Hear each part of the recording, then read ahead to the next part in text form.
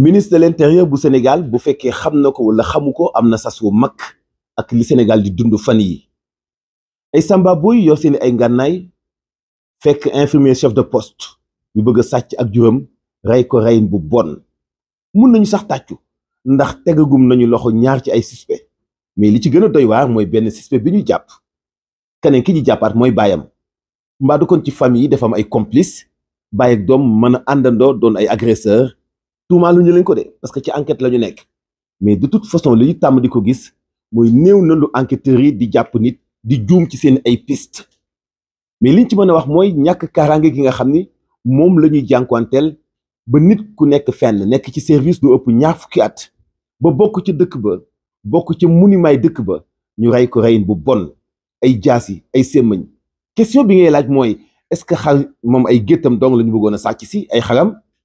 wala ndax dañ ko bëggoon a sax éliminer est-ce que nekkul ay règlement de compte autant de questions yoo xam ne mën nañu ko poser par rapport ak assassinat bu bon bi nga xam ni moom la ñu ko def monsieur Samba ay samba boo yor seen ay ngànnaay ñëw ci coggal wàcc ci dëkk bu toll ni Mbàkke ak seeni fital sàcc fa fanweeri xar te kenn mënut a intervenir ñu ni mott noonu ak ni police bu Mbàkke toll ak Touba ça pose problème nit ku jiital ay coggalam ay samba booy dab ko ërtal ko tiital ko sàcc ci moom fanweeri xar encore dëgg-dëgg kaaraange des na loolu nag question bi muy indi mbooy ñu interpeller ministre de l'intérieur fokk mu gën a jël ay motuwaayam parce que ci jamonoy tabaski la ñu nekk mënuñu ut ay point de vente mënuñu jàppandalal ay étrangers ñu indi ay mouton Sénégal ñu naan xar yi dana doy ak yépp bu ba doyee itam te bëri te ñi ko moom nekkuñu ci sécurité ak seen alal amul benn sens mu ne day ministre de l'intérieur dafa yaakaarlu woon lool ci Sénégal parce que xam nañu ni loolu dong mooy xam-xam wàllu kaaraange en tant que général ci gendarmerie nationale bu jiitee police bu Sénégal mënoon na yaakaarlu lool mais dafa mel ni yëf yi dafa gàllu góose lool jamono ji ñu toll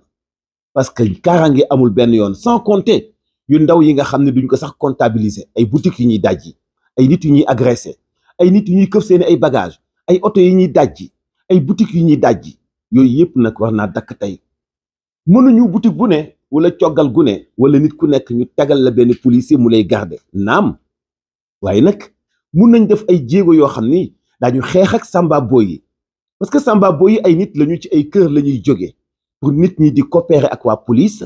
ngir di dénoncer ndam si yàlla sa commissaire Aliou Ndiaye loolu musoon di wax jamono yi mu yoree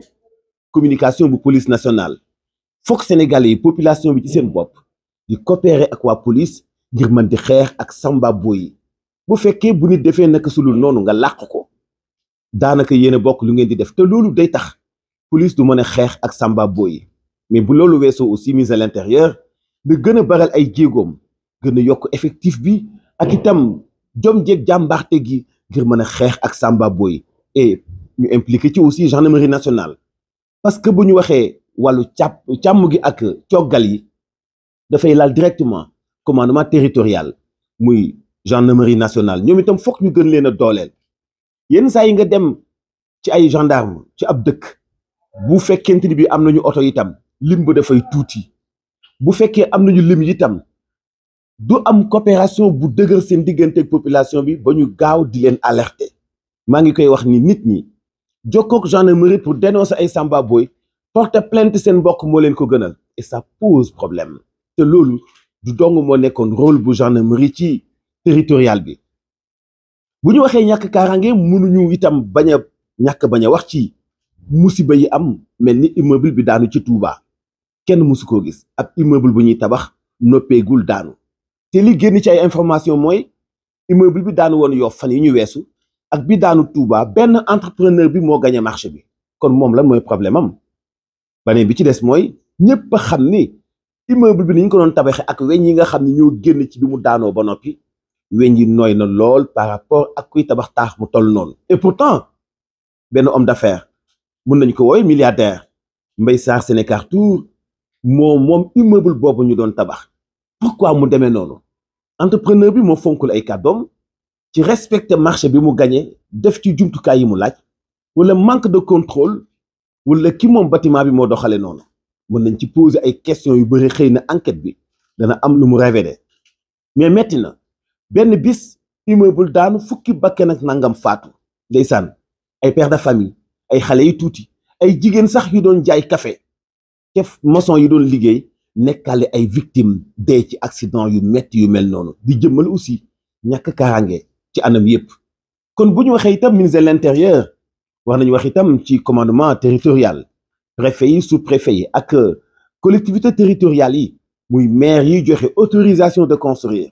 war nañu gën a veiller di envoyer ay spécialistes wala ay inspecteurs ñu xool anam gi nga xam ni moom la ñuy tabaxee, parce que tabax yi dul sotti ba noppi daanu am na sax Ndakaaru. ñu ngi fàttaliku daaw jékk lu mel nii amoon na, taax mu daanu fekk ñu koy tabax ay maçon dee ci.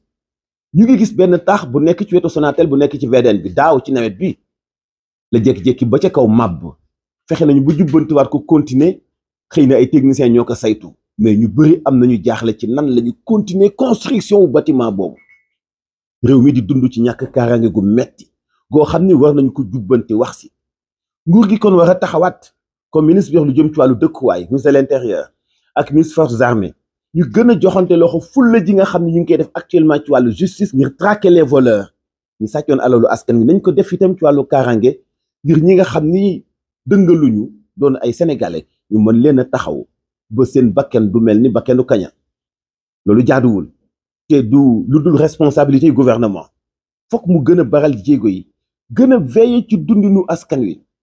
parce que tabaski gi jige si càcc yi jéggi na dayoo. tabaski gi jige si ay père de famille di ñàkk seen bakken ci anam gu doy waar gooyef lool,